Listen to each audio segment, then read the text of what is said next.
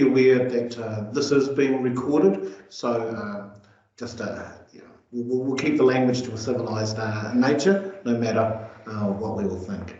Just to quickly introduce who's here with me tonight. At the end of the table, we have Chris Hay, who is the Masterton District Council Management Accountant, and here to my left, David Paris, who is the Masterton District Council CFO. Now, tonight we're going to cover off a range of topics, how the Masterton District Council costs are currently funded, reasons and the process for the review, a summary of proposed changes, consultation process and timelines, and at the end we'll have questions. We've already had some given to us, and I think there will be an opportunity for people who have joined the webinar to ask you questions as well. Okay, so with no further delay, I'd like to hand over to our CFO, David Paris. Thank you, Craig, and welcome to those participants online. We will try and rush through the slides, but there'll be time for questions at the end. Don't want to bore you with PowerPoint information, but it's a good way to get across what we're talking about, and what we are talking about is revenue and financing policy, and the way we divide up the costs of running the council, how the council gets its funds, and who pays in terms of the people using the services and the people who live in our community.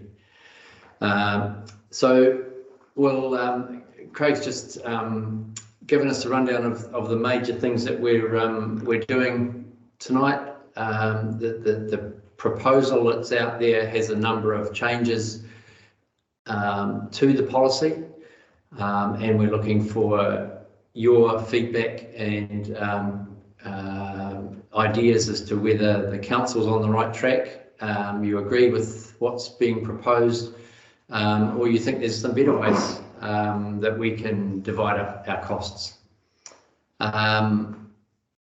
So we'll get into it. So just as an overview, where the council's funding comes from, many forms: user pays, fees and charges, rents, parking meters. They make up around 15% of the council's income. So charging people directly for services that they receive is one way the council funds itself. We get Waka Kotahi roading subsidies. We charge for transfer station charges. We get dog registration fees and other statutory charges like liquor licensing. For a lot of our asset renewal capital expenditure, we use depreciation funds that we've built up from previous years of revenue. So that's part of the budgets that we set is putting aside depreciation, and we use that to renew assets. We borrow for new assets generally. If there's something new that council was building, debt and borrowing is used as a funding mechanism. And rates. And you'll see in the pie chart, rates across the district make up 39% of our revenue, and 19% is rates that are targeted for services. And that might be water and wastewater, it might be recycling collection. They're targeted in Riversdale and Castle Point to the people receiving the service. So urban Masterton ratepayers are paying for water and wastewater, but rural properties not receiving the service aren't being charged. Add those two together and there's 58% of the total council's revenue comes from rates. So the focus hasn't been totally on rates. It is on the mix between rates and user charges. And when the council has worked its way through each activity, whether the user charges or the people people using the service should be paying more or less for that service. When it comes to rates, currently $48 million, including GST, and that chart gives an idea of where the council's applying those rates funds. Roading, 21%, The three waters make up 32% there. So those big infrastructural services are quite a big proportion of the council's where we apply the rates funding to. And then smaller proportions as you go up that chart. The parks and recreation includes swimming pools, libraries at 7%. So those are the main activities, and looking at the process we've worked through, the council has identified each of those activities and the way they can be funded. So the policy review, just briefly, we've got, it sets out how we'll fund our services. It's usually reviewed every 3 years, but this time it's been a 6-year gap since it last had its full review, and we're blaming COVID for that. It was due for review in 2020. Yeah, we won't go into COVID lockdowns as reasons, but it's one of the reasons why it didn't happen 3 years ago. It's often called a rating review, but it covers all sources of funding, and it's a legal requirement under the Local Government Act, and there's a clear process to be followed. The review is about how we fund the share of the costs. It's not a review about how the council spends money, what our budgets are, and how much the council spends in what areas is part of the long-term plan consultation that will take place in 2024. There'll be a consultation document out for that long-term plan in the end of March, April, May, and so the council budgets will be laid out, and how much rates we collect will be set out in that. What this consultation is about is how that pie is divided up. What are the mechanisms of dividing up the budgets, not what's in the budgets. The fairest way to share costs, so that the legislation determines we have to look at community outcomes for each activity. So that top line in that graph is how do we fund each activity. We need to look at community outcomes of that activity, the individuals or groups who benefit, the period of time in which the benefit occurs, the actions or inaction of particular individuals or groups that contribute to the need for the activity. It's called an exacerbated pays principle. So if you cause the cost, then you should pay for that cost.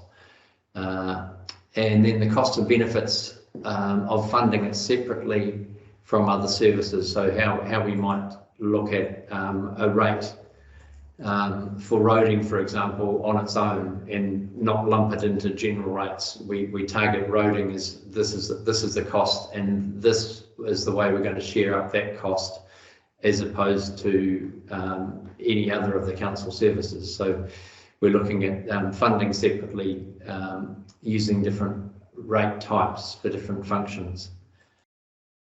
And there is an ability to modify allocations after considering the impact on the well-being of the community.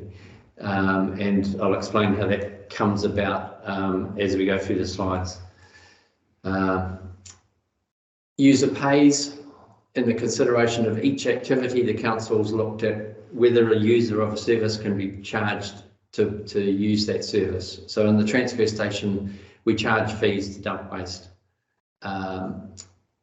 And we cover the full cost of dumping waste at the transfer station. Building consent fees, we can charge people who apply to have a building built, and the process that we follow to grant that consent to build, the builders or the people making the application will pay for that, a large portion of the cost of processing the consent and the inspections right through the consenting stages. Cemetery charges is another one, airport leases, landing fees. They're all examples of users of council facilities that we can charge and do charge. But the council also chooses not to charge some users in full. And examples of that are library charges are minimal. The council is looking to encourage the use of the facility and not exclude people by putting user charges on it.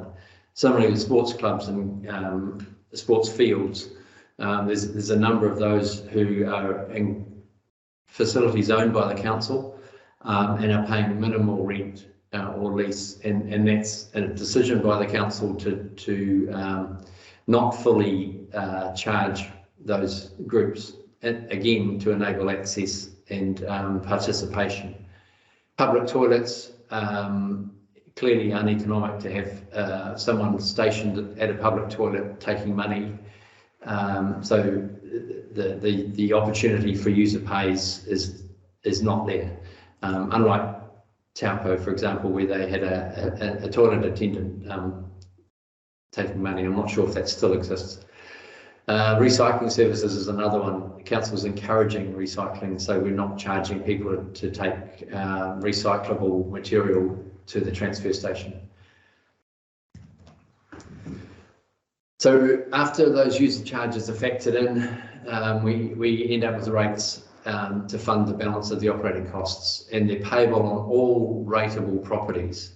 So we have a rating information database, and all rateable properties are allocated rates, and rates are compulsory. The law gives councils the right to sell the property if the rates aren't paid. It's a big stick, and council takes it very seriously in terms of the responsibility to spend money wisely, because we're taking that money compulsorily from the ratepayers of the district. And this process of reviewing how those rates are divided up is transparent, and we're trying to make the methodology as transparent as possible in the way the council divides up the rating system, including this consultation. In terms of rating tools, we have the ability to allocate between urban and rural, and in our current rating system, it's the first step in our process where we allocate the cost of services between urban and rural properties. A little bit more on that in the next couple of slides, but where a service is based across the whole district, then we look to split the cost of that service based on the population of urban and the population of rural. Where the service is only in one area and not in another, it's only rated in urban, or only rated in rural, or only rated on the people receiving the service. Riversdale sewage is an example of that. And roading is an example of where the majority of the costs fall in the rural area. So we have an urban-rural allocation of roading costs that's not based on population or based on values. We can use capital values supplied by quotable value as a means to divide up costs, and properties with higher value properties pay more. So the basis of allocation based on capital value or land value sees a differential applied to properties based on how much they're worth. Ultimately, it's a property tax, and higher value properties pay a higher tax. Then we have uniform charges, and all of our charges are targeted because we split between urban and rural. So the targeted uniform charge in the urban area and another one in the rural area, and targeted services charges where a flat amount is charged to every property that's connected to a water service, wastewater service, or receives a recycling collection. They're examples of targeted services charges.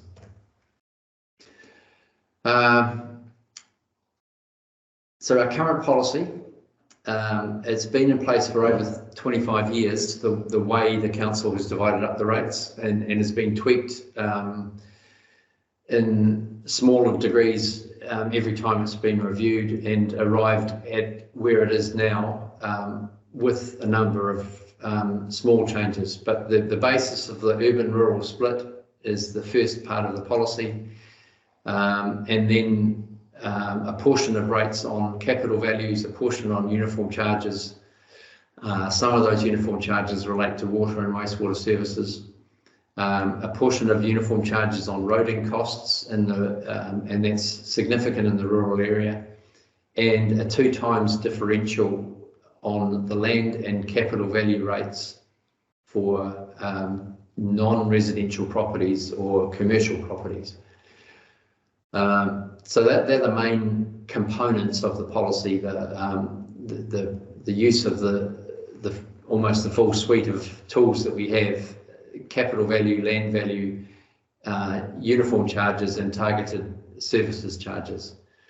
But every council has landed at a different place with their rating policies and uses a different mixture of the tools to target their costs to their individual property sort of makeup. Masterton is one large urban town and a large rural area with 2 beach resorts. So our rating policy looks to make sure the costs are allocated across that mix of ratepayer base. So the proposed changes to the policy, we're looking at maximising user fees wherever it's achievable. And the council specifically looked at airport landing charges, at cemetery fees, at health licensing costs, so food premises and liquor licensing. We'll be reviewing those, and the long-term plan consultation material will propose increases in user fees in that area. And clearly, the more user fees, the less rates there are to spread across the community. So we're also looking to change the way we share costs for community development activities. I'll talk to each one of these in more detail. We're looking to realign our allocation of roading costs between urban and rural areas, increasing the rural share of costs for the repairs to rural roads that were damaged by storms. We're looking to change the makeup of charges for water and wastewater services to urban ratepayers. So that's the split between capital value rates and uniform charges. And revising the allocations between urban and rural, but that are based on the population, because we've seen population growth in urban more than in rural. Proposal 1 is maximising our user fees while ensuring they're fair and achievable. So the council is looking to, what I talked about before, increasing user fees that'll come through the long-term plan. And we're looking for feedback from the community as to whether you agree with that approach, whether we should be looking at making higher user fees in order to keep rates down, or target people who are using services and ensuring that they pay for those services where we can charge them. So you will have the opportunity, when you see the actual fees and charges and the changes that are proposed that come through the long-term plan. One of the user fees is dog control fees, or fees for registering dogs. The council considers that they're not fair or achievable to increase dog fees on registrations anymore, but we have got increased costs in the dog animal control activity. We have a new animal shelter, and that is going to cost in terms of extra interest because we're borrowing money to build it, and the building is due to start after Christmas, I think. We're proposing to change the share between the community and dog owners from 85% dog owners, 15% community, to 70% dog owners, 30% the wider community.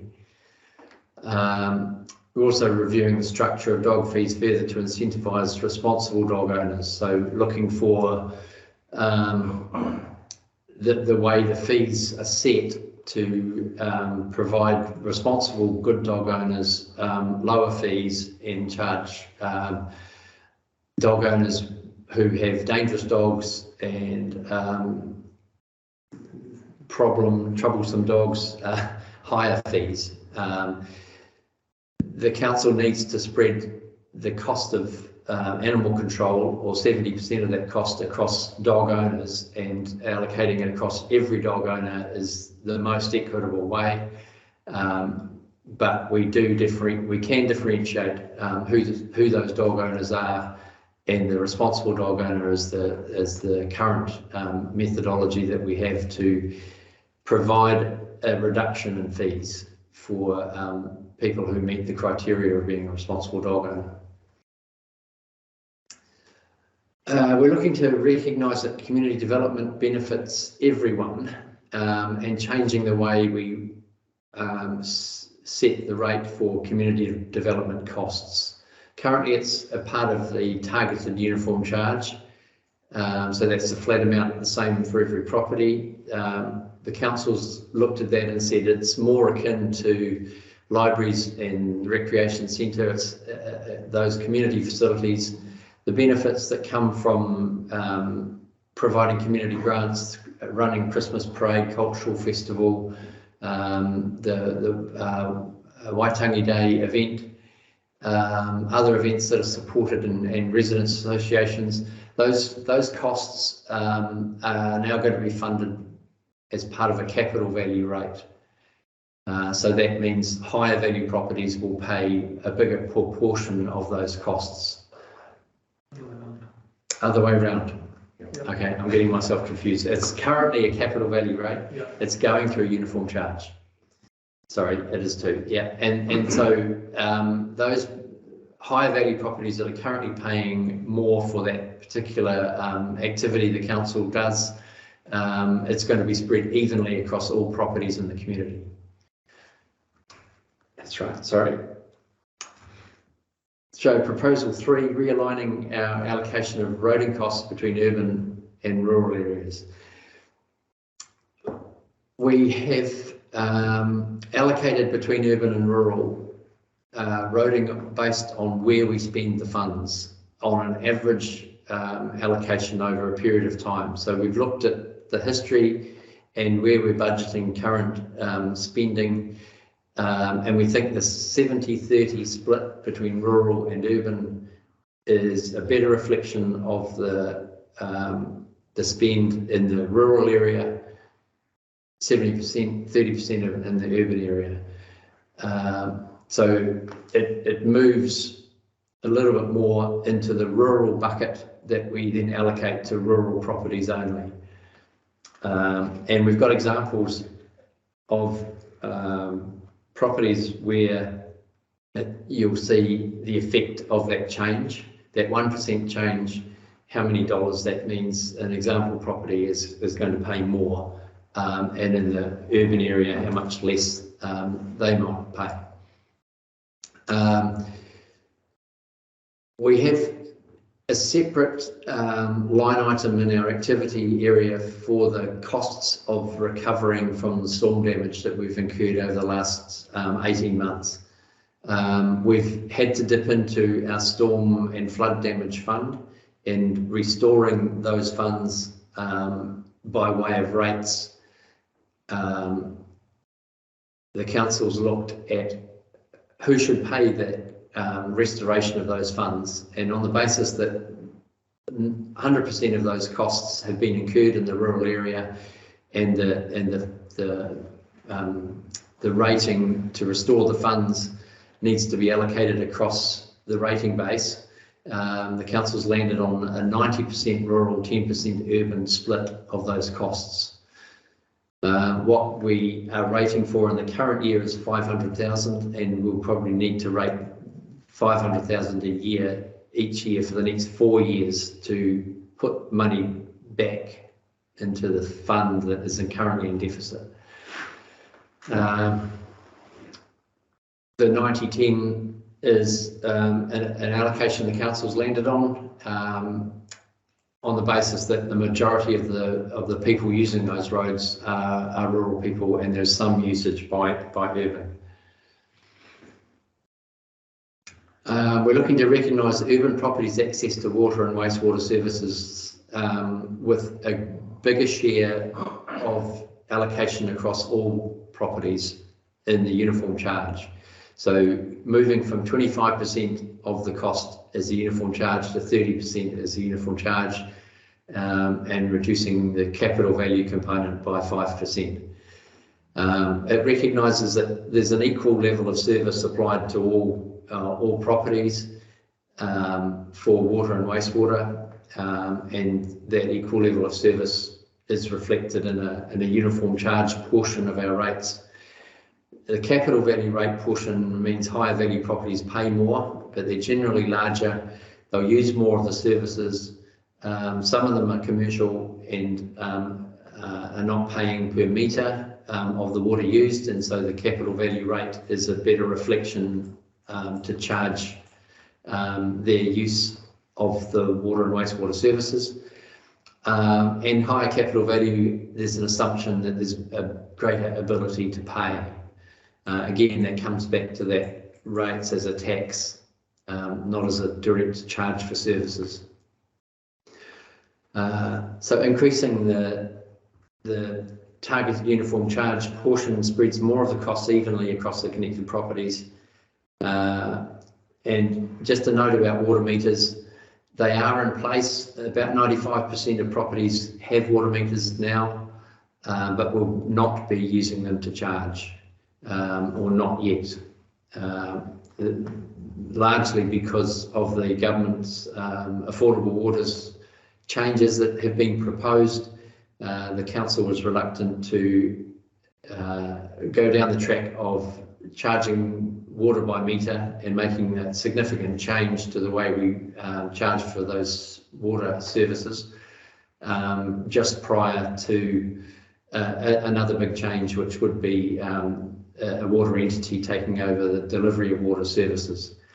With the new government and no decisions announced on where the water reforms are going, we're in a bit of a limbo at the moment.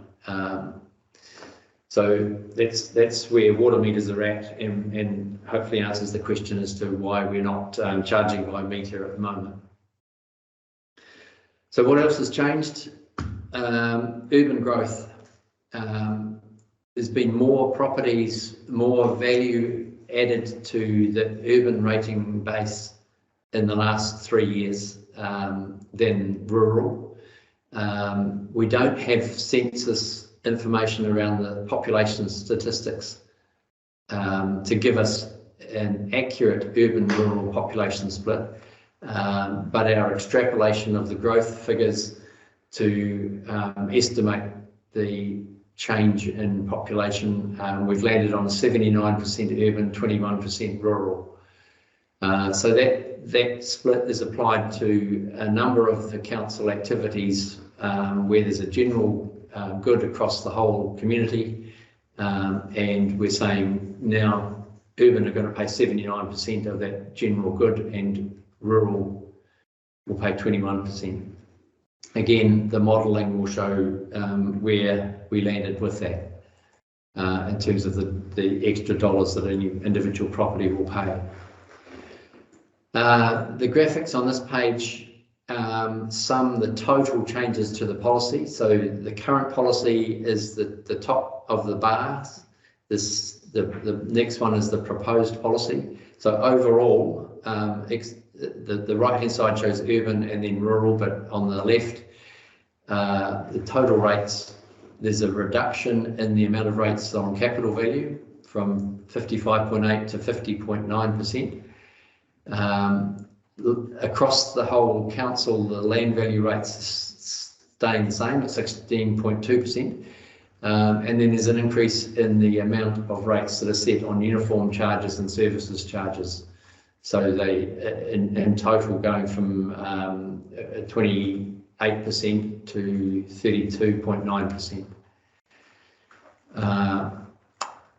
those have different effects between the urban and rural shares. In the urban area, the increase in the uniform charges has a bigger effect, so only 60.7% of urban rates will be based on capital value now. That's a reduction from 64.9%, so more on uniform charges. And in the rural area, a small increase in the amount on uniform charges.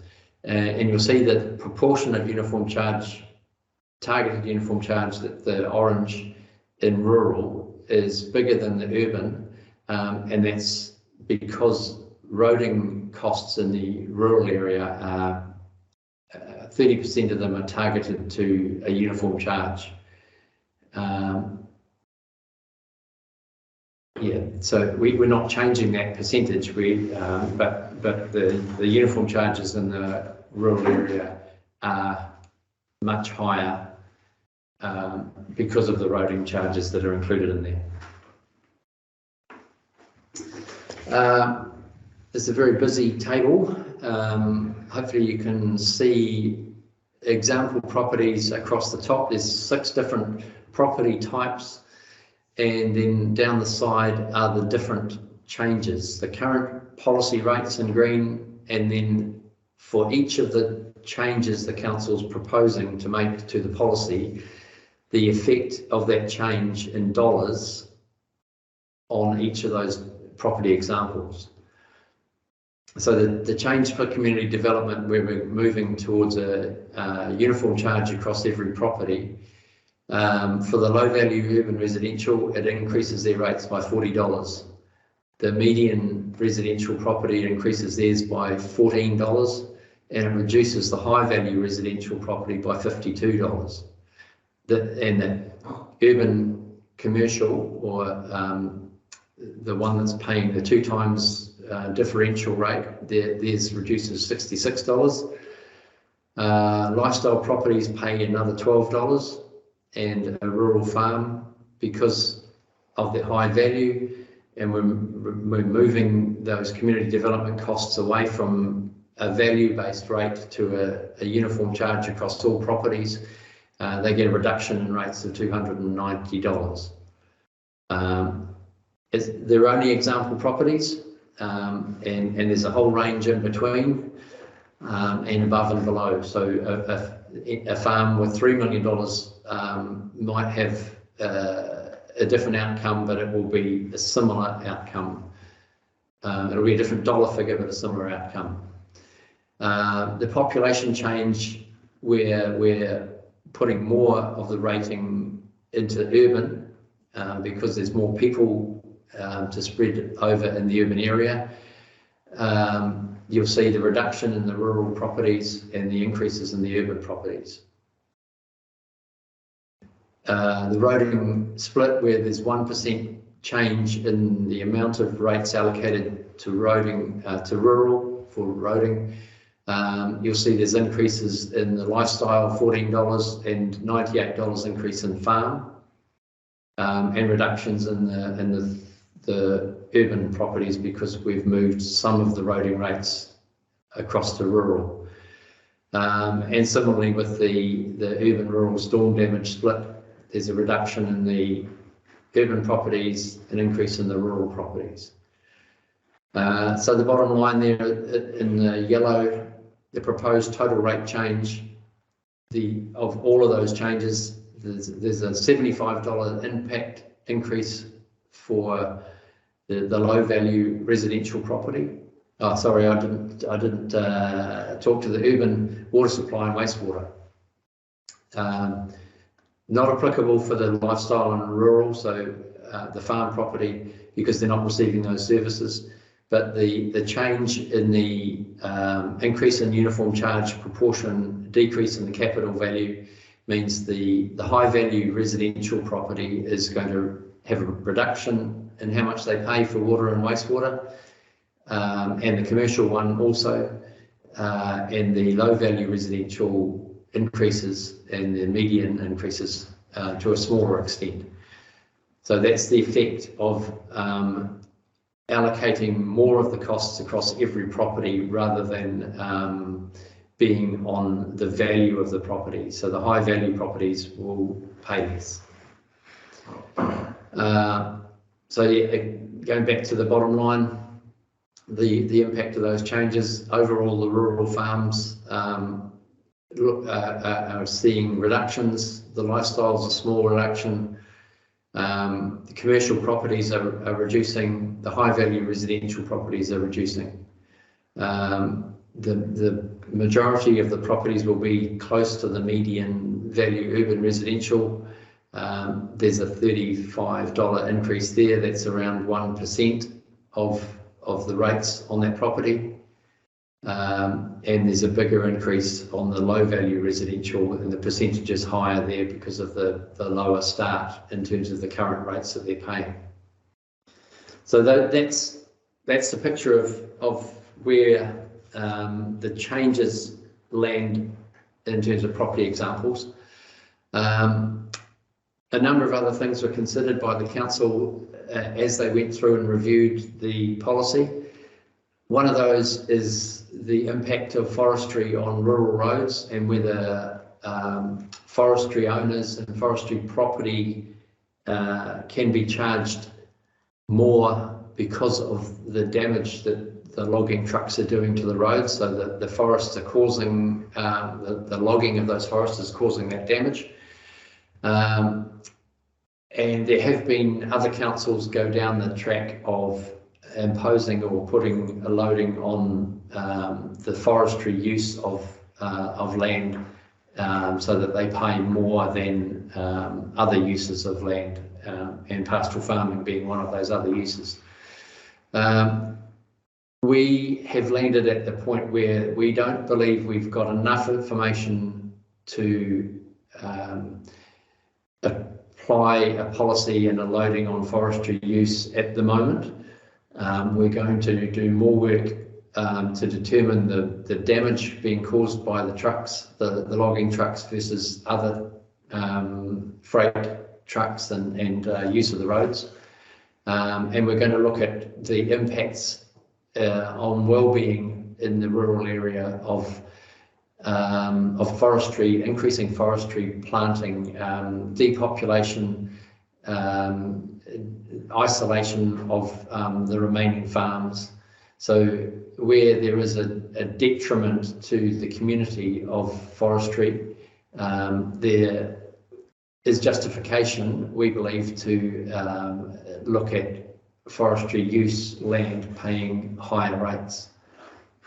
So we will do more work on that and bring that forward through another round of consultation, probably in the next annual plan. Rates on non-residential urban properties. We're looking at keeping the council's the differential of 2 times on our rating. Those properties generally use more of the council services, and the owners can earn revenue from their properties, and they can claim GST from the rates. So the justification for maintaining the urban differential, the council has held on to. The urban residential ratepayers with high value properties. We've had representations from a number of owners of properties who have very high values and they're paying very high rates. And they're asking, is there an ability for the council to cap the rates that are charged so that they don't pay 3 or more times the average rate, and looking for some relief from the council. But the council said that the policy changes that are in place and proposed at the moment will see a reduction in the capital value rates and should address or go part way to addressing their issues. We also have remission and postponement policies. We're not looking to change those. The council does remit rates on certain land use, like community groups, like the Wairapa Community Centre, for example. Their property gets a 50% remission because it's used for community purposes in our community. So those policies are up for review and no changes proposed. We also are looking at the rates on Maori freehold land policy, and we're not proposing any change, but we're looking to make sure there's consistency with recent legislative changes. So the council website has got the consultation document. It has got the current and proposed revenue and financing policy, the summary of considerations that the council stepped through. Those considerations are known as a section 101(3) analysis for every activity, who should pay, how much of it is community good and should be paid by everyone. So that analysis is summarised in a document and available on the website. Yep. And so thank you very much, David, for that presentation. So we want you to tell us what you think, and there are a number of ways that you can have your say.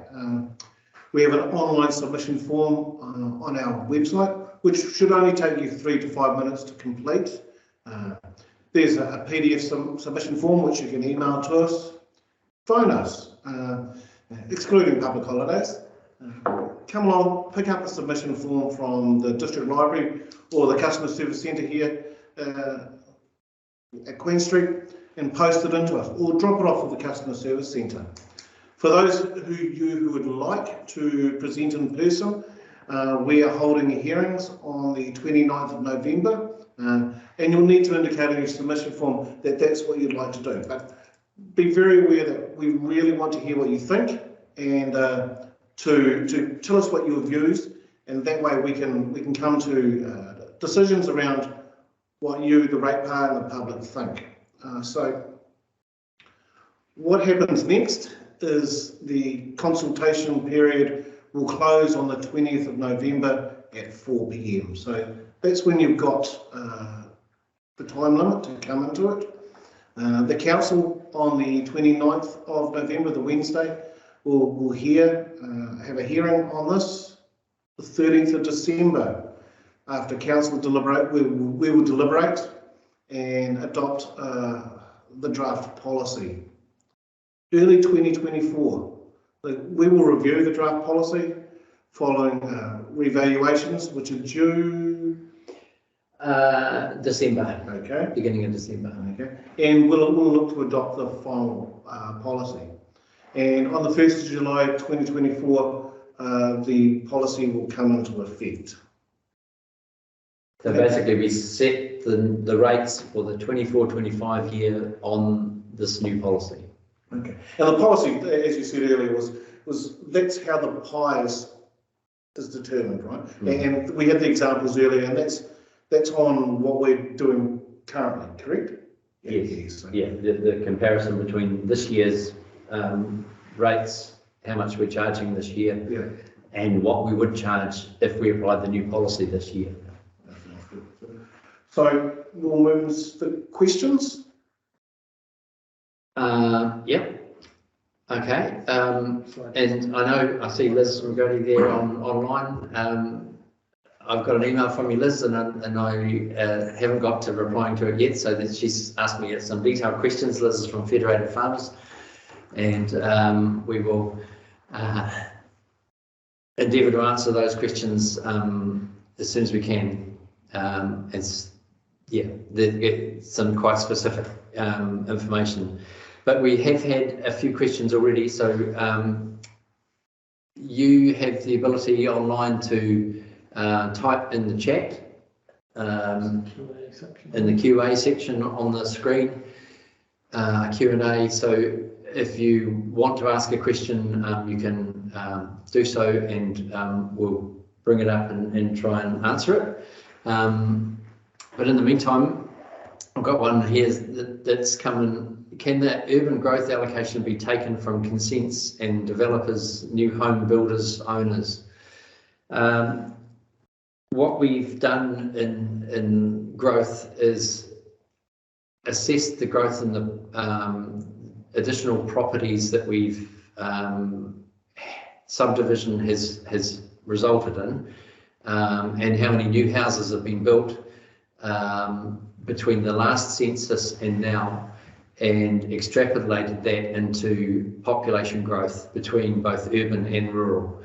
Masterton's population is currently estimated at 29,000, and dividing that between urban and rural, we've landed on the percentage split that we've got there, which, can you remember what that is? 70-30.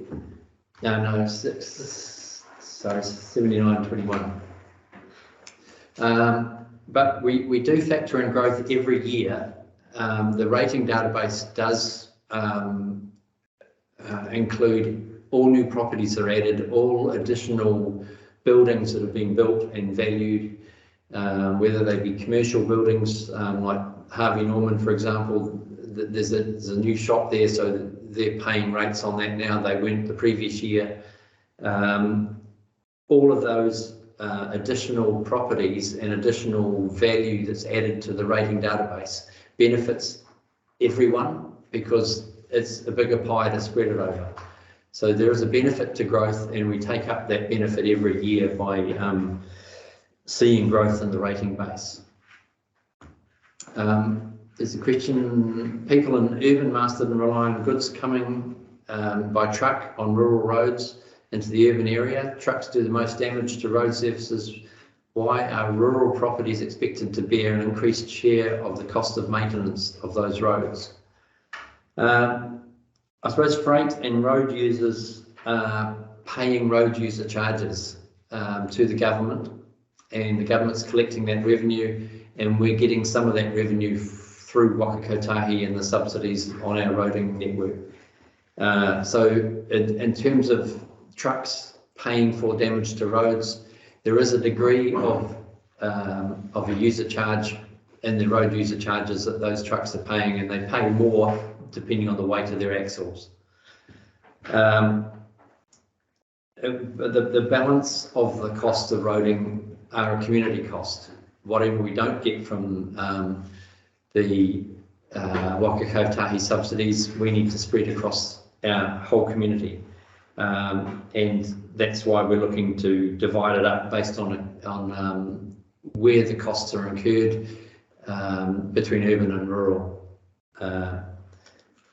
And we're also looking at, or we utilise the uniform charges in the rural and urban area. 30% of the roading costs are spread evenly across all properties, and that ends up targeting lifestyle properties and beach properties with a greater share of roading costs than if we just used the land value of properties. So the ability to make sure that roading costs are spread evenly by using uniform charges is one this council has seen the benefit of, or seen the merits of, and are continuing with in terms of the policy. So hopefully that answers that question. Yeah. So another one of the questions that came in was, what is being considered for the investigations into forestry owners paying more for roading rates? When will we find out if this is going ahead? So in this consideration, we have to look at precedents. I believe Wairo has set a precedent, and they are certainly charging forestry owners more.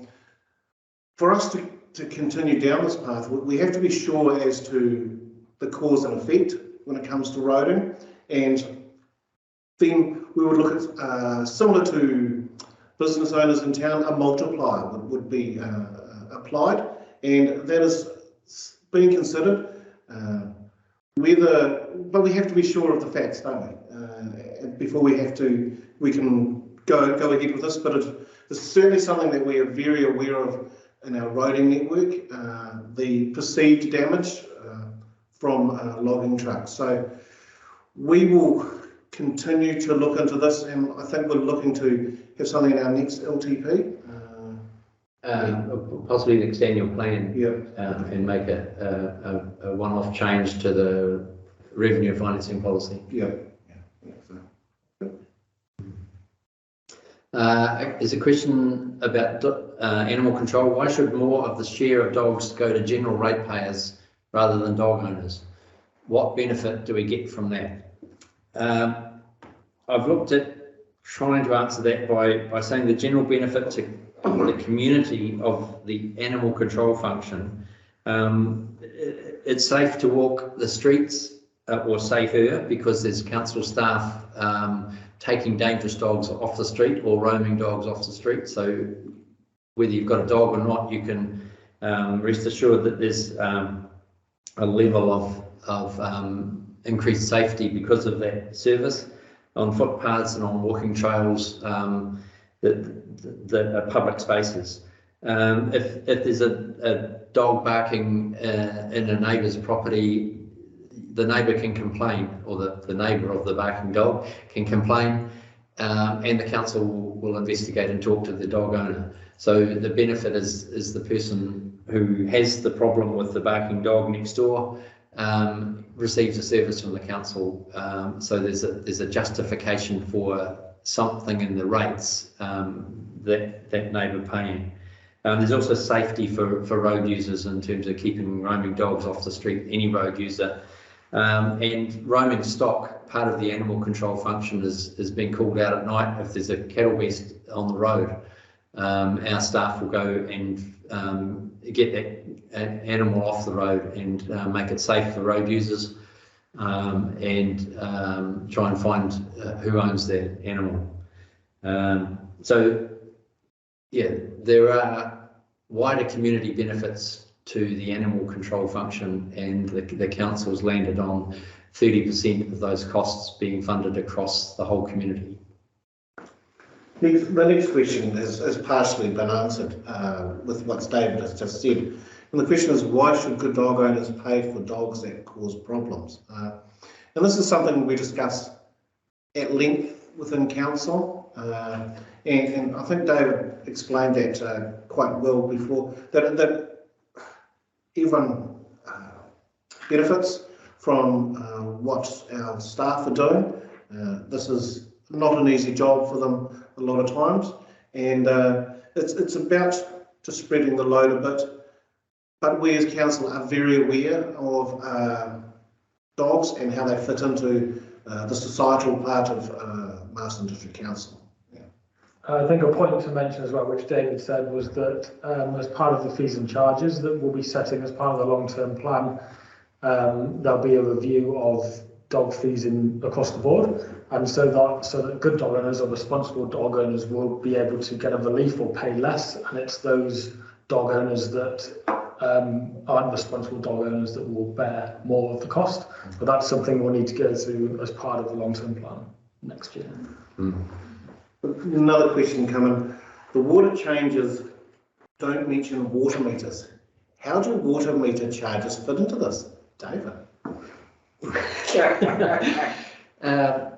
I tried to explain that one before. I'm not sure if I need to repeat myself on that, but water meters are certainly a useful tool for water conservation as much as anything else, and ensuring that the people who use water are paying for water. And I know in Watercare in Auckland, they use the water usage coming in to base the charge for wastewater going out, so that both of those services are charged based on the quantity of water used. We have meters, we have readings on those meters. We are targeting properties that have unusually high usage and going and talking to them about finding leaks on their property. So the benefits of having meters is already being realised. We have not started charging for actual usage, and we'll wait to see what the water reforms turn up,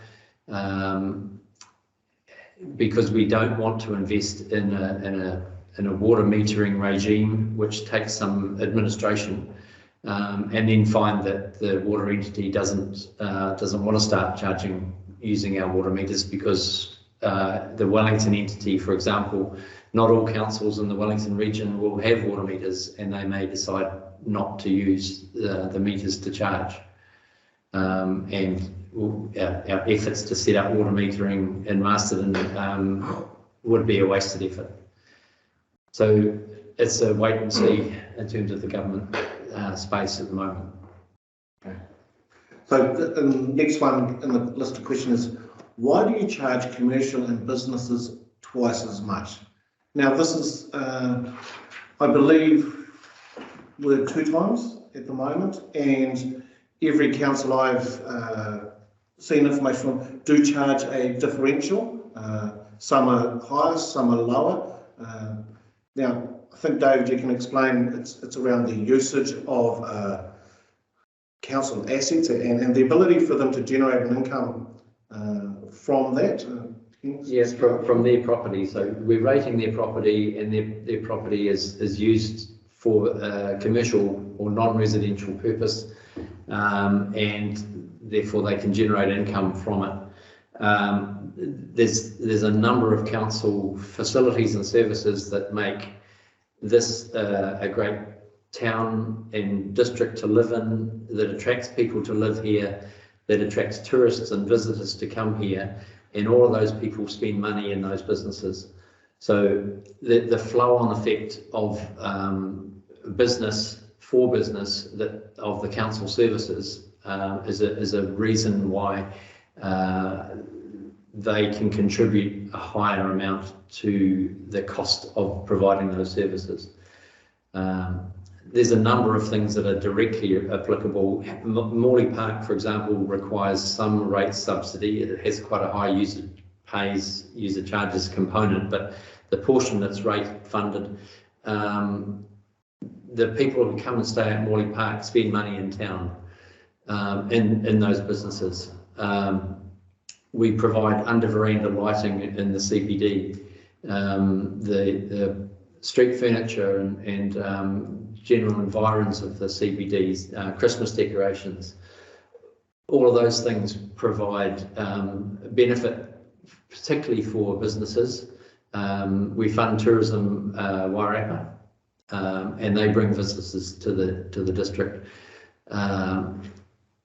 So the number of services the council provides are seen as beneficial to commercial business. They've got an ability to recover the money from their clients or people who frequent their businesses, and they can claim GST, which the general residential population can't do. So all those things add up to a justification for a commercial differential. So that kind of ties into our next question, which is, how do you identify commercial businesses that are being operated from homes? It's as much as we know. If we know about it, we will contact them and get an assessment done. It's called a rating division of the portion of the property used for a non-residential purpose and the portion used for residential, and charge them commercial rates for the non-residential portion. Only one uniform charge set on the property, but for the value-based rates, they'll pay higher for the portion of the value of the property that is commercial, and quotable value do that allocation. We don't do that assessment. It's independent. If we don't know about it, if there's someone doing hairdressing in their front room and we don't know, the council doesn't know about it. So if we know that there's a dairy and the people live in the back, then we will divide that up into a dairy, commercial and a residential house at the back. Yeah, so it's not all just lumped into one, it's split up. Yeah. It's not one or the other. No. That's good, thank you. Next one on the list is the proposal increase rates for low value properties and reduce rates for commercial and high value properties. Is that fair? Now, this is something we've talked about quite a bit around the council table, and we've looked at where the uniform charge is, and if one property is being supplied water and this property next to it is being supplied water, then probably they should be charged the same for that. It's taken time to land on this, but we think it's a fairer way of doing things. Any thoughts? I guess that's why there's a consultation. We're asking you for your opinion as to whether you think that's fair.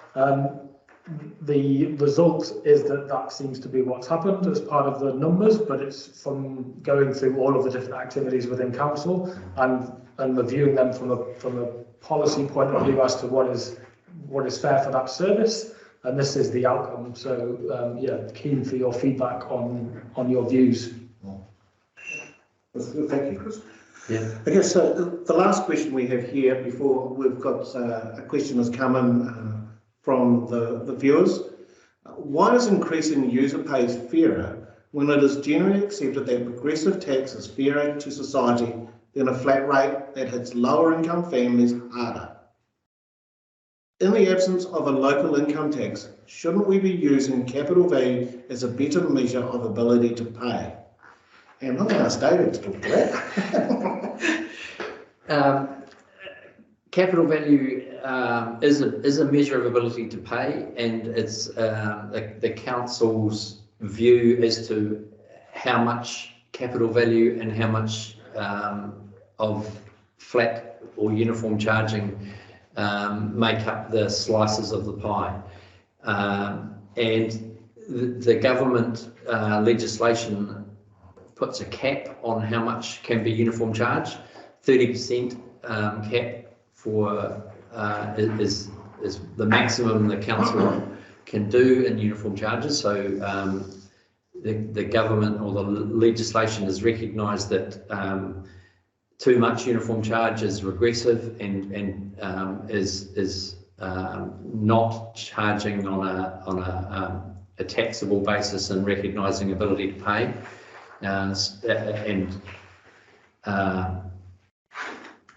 The capital value is some reflection of usage in terms of a higher value property, potentially utilising more of the services that the council provides in the community. It's a blunt instrument. It's a tax on property, and the council has landed on a split that is slightly different than the previous policy. It's a small movement, but it's a movement towards a higher amount of uniform charges, a lower amount on capital value. Okay, thank you very much. So those are the questions that were given to us beforehand, and we have a couple of questions here. So I've got one. Did we look at the three councils collaborating on their rates reviews? I think all three councils are going through the process of rating reviews. We didn't look at collaborating, mostly because each of the three councils has quite different rating policies, different makeup of property types, and each council lands on its most appropriate policy for its property types. For example, South Wairarapa has some very high value dairy farms south of Martinborough, south of Featherston. Their mix of values between the three towns is quite different. So their policies are set to suit their ratepayer base in terms of the rates that they collect from those properties. And then they make decisions on those policies accordingly. And to try and say Masterton's policy is better than someone else's is not what it's about. It's about the policy that suits Masterton's ratepayers and whether Masterton ratepayers believe the way the policy dividing up the pie lands fairly or not. Is only for Masterton ratepayers to comment on, and we're looking to impose our policy on anyone else. Yeah, certainly there's something that has been discussed, but the ability to get that across the line in a timely manner would be quite hard. Yeah. Lynn, got your question. Forestry and trucks is a big damager of our roads. Has thought been given to charging a lot more, e.g. like Wairoa, with a special differential? Yes, yeah. I think we've covered that question. We would look at the roading rate that's charged across the district, but particularly in the rural area, and we know in our rating database what our land use is, so we know how many properties where land use has the category forestry, and we would look at adding a multiplier to the roading rate on forestry use land. That's a perfectly legitimate and legal way to target more rates to be paid by forestry. But the justification for doing that, we know will be challenged. We know that the council has to have a good basis and arguments to put that in place, and we don't think we're quite ready to go down that track. But the consideration has been given, and we're working on it. It's certainly been discussed long and hard. You can be assured of that. Another question, what's the definition of urban and rural? It's based on the combined district plan, where the planners put a line around Masterton and say, this is Masterton urban, these are the services you get inside this line, and outside of that is Masterton rural. And so everything outside of that Masterton urban boundary around the town is rural. So that includes Riversdale and Castle Point, even though there's settlements and they have streets and houses and small sections, they're regarded as rural in a rating sense. So the definition urban-rural is simply that the town boundary is charged the urban rates. Inside the town boundary, outside the town boundary are charged rural rates. And does that change? It is going to change with the combined district plan, where a number of areas around the town are expanding in terms of rural urban. They're moving into urban. That change hasn't taken effect yet, and generally we don't urban rate them until there's a subdivision proposal on the land. And Chamberlain Road, Namtawa Road area is one of those where the future development area for urban has been identified in the combined district plan, and it will eventually become urban rated.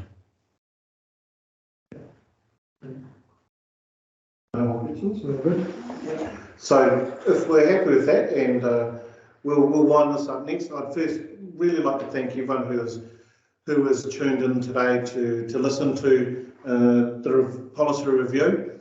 I think it's been good for us to be able to verbalise this, to get it out, and to relay information in a manner which I think is a relaxed but very informative. So first of all, I'd like to thank the people here tonight. Steph for keeping us under control, she's out of camera.